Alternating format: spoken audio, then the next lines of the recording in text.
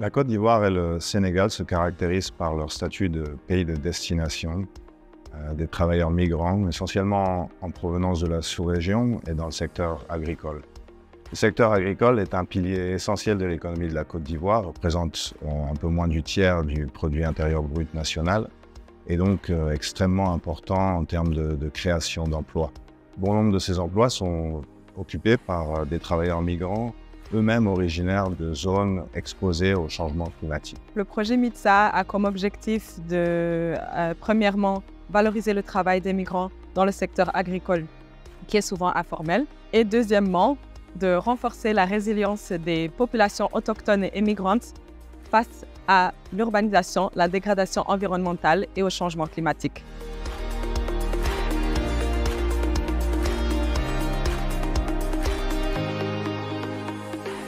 Le projet MITSA se divise en 3 composantes. La première composante était consacrée à la production des connaissances à travers 3 études piliers. La première étude était l'analyse satellitaire qui a permis d'identifier les zones les plus vulnérables à la dégradation environnementale et au changement climatique. Après l'identification de ces zones, 2 études supplémentaires ont été menées. Premièrement, l'analyse agroéconomique qui a permis d'avoir une meilleure connaissance sur les modèles agricoles à Abidjan et à Dakar. Et deuxièmement, le profil migratoire qui a permis d'avoir une meilleure connaissance sur les profils socio-économiques des travailleurs migrants dans ces zones-là. Les zones qui ont été identifiées à Abidjan, il s'agit d'Adiopodoumé, Anyama et d'Angerville.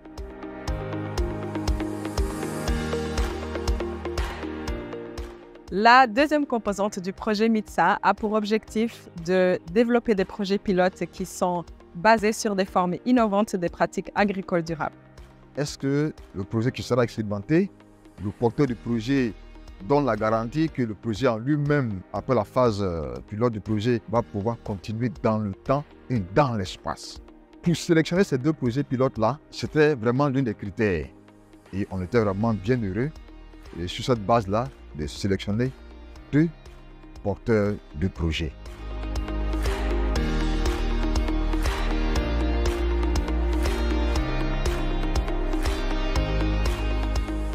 Le projet a permis à tous ces jeunes agriculteurs-là de changer leur vision de l'agriculture, c'est-à-dire une agriculture plus respectueuse de l'environnement, une agriculture où on utilise moins de produits chimiques. Nous avons voulu relever ce défi d'intégrer pleinement les migrants dans la société où ils vivent. Et la solution que nous avons trouvée, c'est l'AVEC, l'Association villageoise d'épargne et de crédit. Et l'AVEC fonctionne comme une microfinance villageoise autogérée parce que gérée par les bénéficiaires eux-mêmes. Ce système d'AVEC, aujourd'hui, permet à ces migrants d'accéder à des services sociaux, mais aussi de construire des liens sociaux avec la communauté dans laquelle elles se trouvent.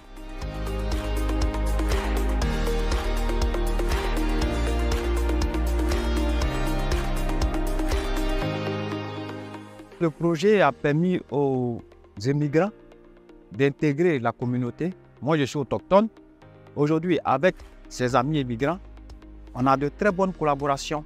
Quand le projet est arrivé, ils ont dit de se mettre ensemble pour pouvoir faire le travail. Ils n'ont pas demandé seulement les Ivoiriens.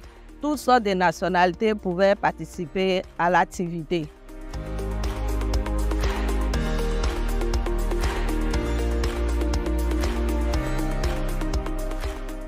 La composante 3 a pour objectif de créer un dialogue politique autour des solutions concrètes et durables. L'objectif de cette composante est de pérenniser les activités en faveur des travailleurs migrants en agriculture urbaine et périurbaine. Ces projets pilotes ont été sélectionnés par des comités de suivi dans chaque pays qui étaient constitués des partenaires des Nations Unies, le secteur privé, la société civile et bien sûr les autorités locales et centrales.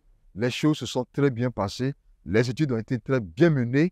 Ça a été une belle expérience que le ministère et particulièrement l'Agence nationale de l'environnement a partagé sur le projet MITSA. À travers ce projet, l'OIM s'attaque de façon globale aux enjeux majeurs de l'aménagement de nos villes, qui sont essentiellement les questions liées à la raréfaction des terres arables, les questions liées à la protection des travailleurs migrants en zone urbaine et périurbaine, mais aussi les questions liées à l'accès à l'alimentation saine et au changement climatique. C'est un bon projet parce que ça va arranger beaucoup de personnes, des gens des autres villages voisins. S'ils savent qu'il y a de la tomate ou il y a un peu de tout, ils vont venir faire l'achat. Ça va permettre aux jeunes de s'insérer.